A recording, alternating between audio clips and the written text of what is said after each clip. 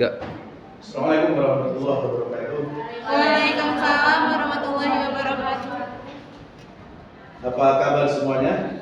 Alhamdulillah, Sayyidi Global Mulia, sukses luar biasa. Amin. Amin. Ya, alhamdulillah pada kesempatan ini kita akan belajar tentang sengketa bisnis syariah. Ya. Namun sebelumnya kita tolong ketua kelas untuk berdoa, ya, memimpin doa agar kelas bisa lancar. Silakan. Baik, sebelum pembelajaran dimulai, alangkah baiknya kita baca doa. Baca doa dimulai.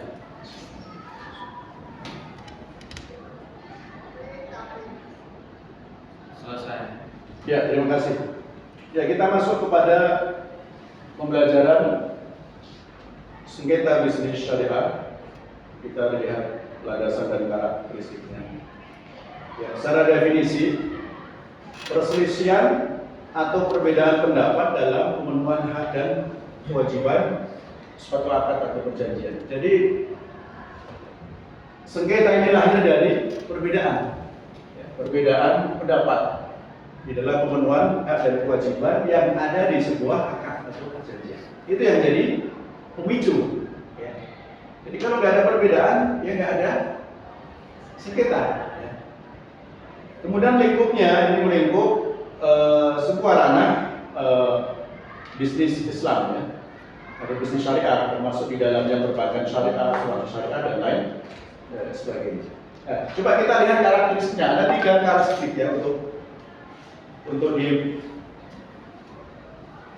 diketahui, untuk dipahami.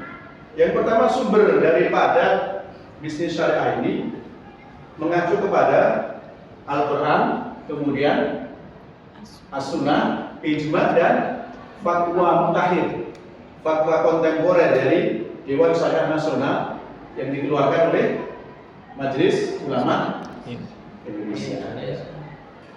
Dan yang kedua, asas keadilan ini mengedepankan keadilan, rugi, untung, semuanya harus adil. Dalam konteks ini, kalau rugi ditanggung bersama, kalau untung dibagi bersama sesuai dengan kesepakatan. Ya. Dan yang ketiga itu anti eksploitasi. Dalam hal ini adalah muamalah bisnis syariah ini harus bersih dari unsur riba. Yang kedua, gharar. Gharar itu maksudnya potensi ada penipuan, ya, ketidakjelasan. Dan yang ketiga, tidak boleh ada maisir. Maisir itu spekulasi atau judi, perjudian. Ya. Kemudian yang terkait dengan mekanisme, ya. Mekanisme penyelesaian ini, mahasiswa sekalian, ada beberapa atau ada 2 pilihan kalau ingin menyelesaikan bisnis atau penyelesaian sengketa bisnis syariah. Yang pertama menggunakan jalur litigasi. Apa litigasi? Pengadilan. Yang kedua menggunakan jalur non litigasi. Nah, ya kita sampaikan di sini, ya teman-teman mahasiswa, itu tentang non litigasi. Salah satunya adalah prosedur beracara di Basarnas. Apa Basarnas? Badan Syariah Arbitrase Nasional. Ya. Dan ini diawali dengan pengajuan, ya, pengajuan tertulis, kemudian memilih arbiter, ya, kemudian menuju tahap perdamaian, ya, dan yang terakhir adalah putusan final. Final ini putusannya mengikat, tidak bisa dibanding. Ya, putusannya mengikat. Beda dengan litigasi tadi, putusan pengadilan pertama belum mengikat. Kalau pihak yang lain nggak menerima, makanya ada banding, ada kasasi dan ada. Kemudian, nah ini perbandingannya. Ya, sebagian tadi sudah kita jelaskan. Ya. Litigasi dan arbitrase syariah. Maksudnya beracara di pengadilan maupun di luar pengadilan. Dari sisi sifat persidangan, ya, itu terbuka untuk umum. Itu kalau litigasi. ya, terbuka untuk umum. Kalau dari sisi arbitase tertutup, ya, jangka waktu litigasi lumayan panjang. Kalau arbitase lumayan cepat, 180 hari maksimal.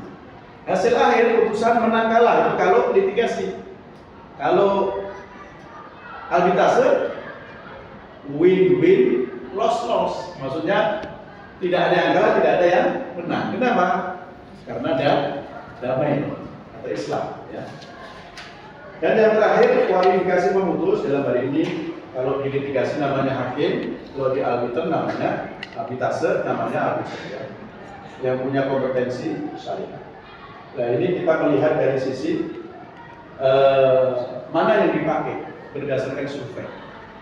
Ya, ternyata berdasarkan survei yang dipakai adalah lebih banyak musyawarah kekeluargaan, ya, sampai 85%. Sementara litigasi berapa? 30%. Nah, ini kita lihat sekarang prinsip utama Islam. Ya, Islam tahu ya Islam ya. Apa Islam? Perdamaian. Ya.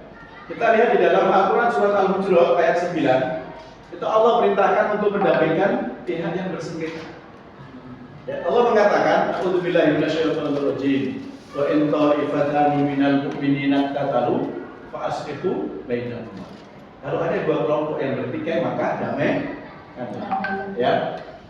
Inti sari daripada itu, ya, kalau ada sengketa syariah maka penyelesaiannya adalah kembali kepada Al-Quran dan hadis dalam wujud pengadilan agama atau lembaga lain yang tentu prinsipnya adalah syariah.